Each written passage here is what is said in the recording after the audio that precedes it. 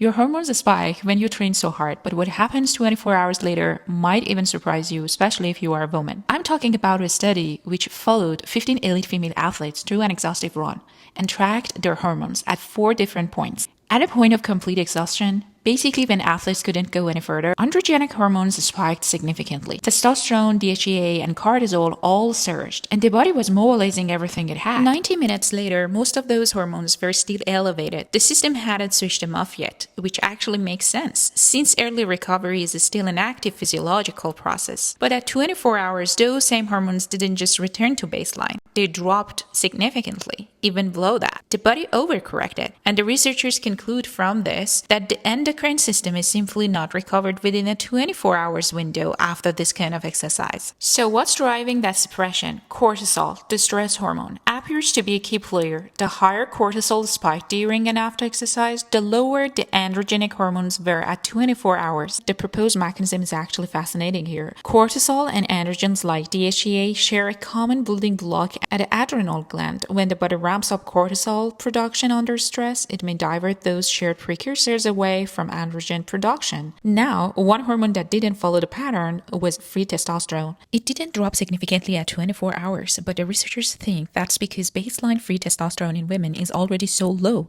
that there is simply not much room for a statistically detectable further drop. They call it a basement effect. You can fall significantly below a floor that's already nearly zero, but still there is a huge question. Those women who has PCOS, which their testosterone may already be so high, how this training could affect them still needs more research. So overall, testosterone and DHEA aren't just performance hormones. They are central to recovery, bone health, and overall well-being. Training hard without enough recovery time isn't just about fatigue. It's about whether your hormonal system has actually had the time. And for women, that window might be longer than anyone's been telling you.